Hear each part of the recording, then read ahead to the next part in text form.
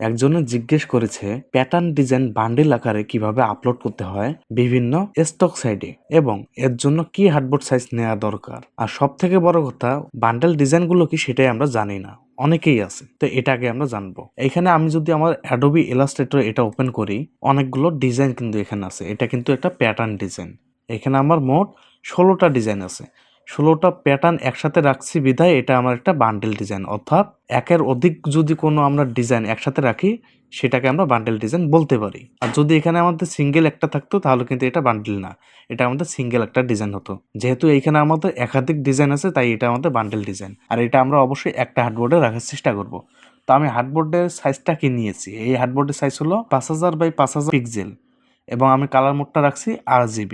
এই 5000 by 5000 hardboard যদি নেন আপনারা, তাহলে কিন্তু এটা আপনারা অ্যাডোবি স্টক এবং ফ্রি পিক, তারপর শাটার স্টক সব জায়গায় কিন্তু আপলোড করতে পারবেন। তো এই ডিজাইনটি শুধু আপনাদের দেখানোর জন্য করেছি। তো এটা কিন্তু আমাদের একটি বান্ডেল ডিজাইন।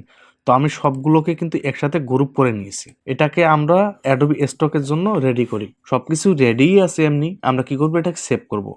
এখানে দেখেন ফাইল থেকে আমরা যদি সেভ অ্যাসে ক্লিক করি, সেভ অ্যাস থেকে আমরা অ্যাডোবি স্টকের জন্য এখানে ইপিএস এটা সিলেক্ট করে দিব।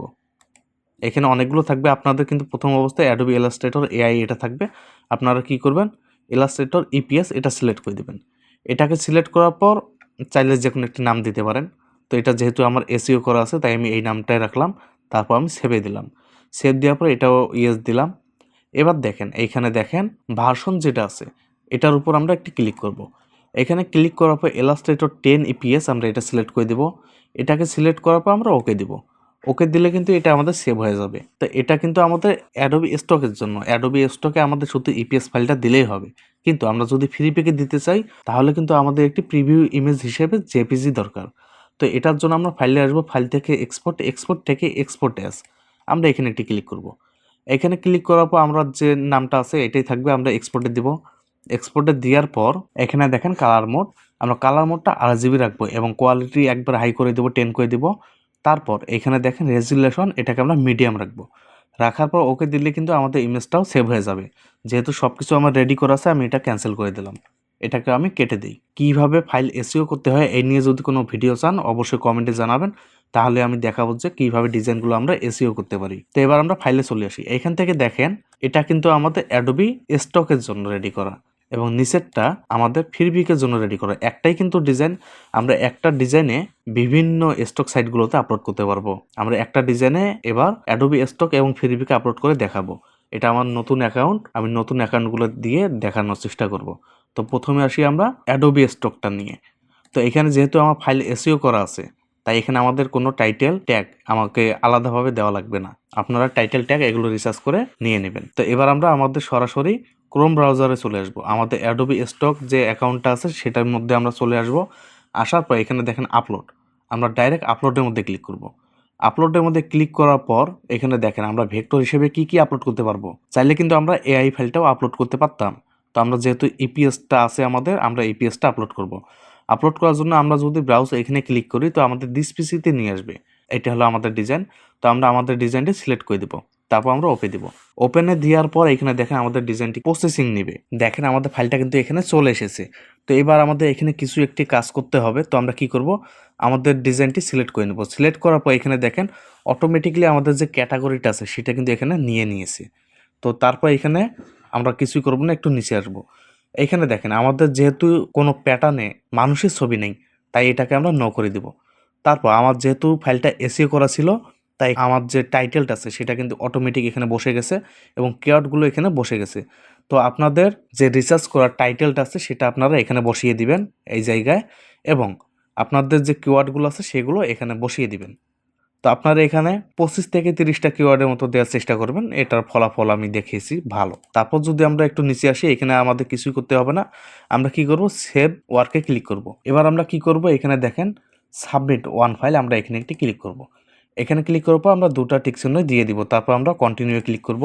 কন্টিনিউ ক্লিক করার পর এখানে দেখেন আমাদের ক্যাট যে ছবিগুলো আছে, বিড়ালের ছবিগুলো, সেগুলো সিলেক্ট করতে বলতেছে। তাই আমরা বিড়ালের যে ছবিগুলো আছে এগুলো সিলেক্ট করে দিই। তারপর আমরা ভেরিফাই দিব। ভেরিফাই দেওয়ার পর আমরা যদি সাবমিটে দেই তাহলে কিন্তু আমাদের ফাইলটি সাবমিট হয়ে যাবে। তো এটা গেল আমাদের অ্যাডোবি স্টক। এবার আমরা দেখব যে ফ্রিপিকে কীভাবে আপলোড করব। তো আমরা ফ্রি পিকে চলে আসি, ড্যাশবোর্ডে আসলাম, এখান থেকে আমরা আপলোড ফাইলে ক্লিক করব। এটা কিন্তু ফ্রি পিকের মধ্যে। তো আপনাদের ফ্রি পিক যে অ্যাকাউন্ট আছে সেটার মধ্যে চলে আসবেন, তারপর এখানে আপলোড ফাইলে ক্লিক করবেন। তারপর যদি আমরা একটু নিচে আসি, এখানে দেখেন ব্রাউজ, আমরা এখানে একটি ক্লিক করব। এখানে ক্লিক করার পর আমাদের দিস পিসিতে নিয়ে এসেছে। এখানে আমাদের ফ্রি পিকের জন্য যে ডিজাইনটি রেডি করা আছে সেটার মধ্যে আমরা চলে আসব। তো এটা হলো আমাদের ফ্রি পিকের জন্য।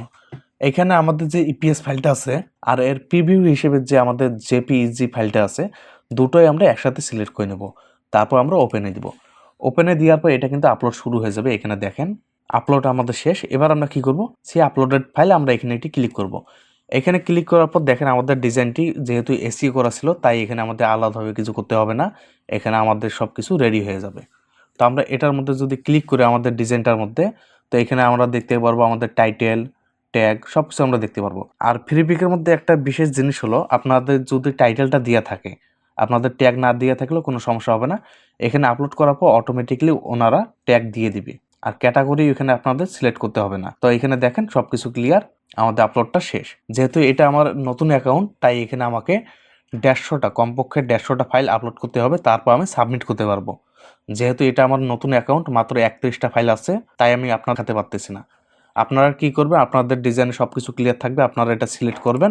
সিলেক্ট করার পর এখানে সাবমিট বাটনটা আপনাদের অন থাকবে। যাদের 150টা ফাইল ইতিমধ্যে আছে, তারা এখানে সাবমিটে ক্লিক করার পর আপনাদের ফাইলটি সাবমিট হয়ে যাবে। তো আশা করি যিনি আমাকে জিজ্ঞেস করেছিল, আশা করি আপনার উত্তর পেয়ে গেছেন। আপনারা অনেকে জানেন না এবং করেনও না যে ফাইলগুলো এসইও করব, এসইও করার পর আমি স্টক সাইটগুলোতে আপলোড করব।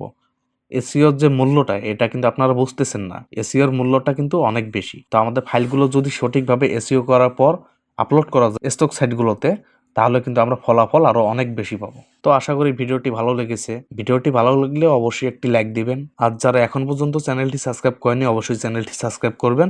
এবং কথা হবে আগামী ভিডিওতে। আল্লাহ হাফেজ।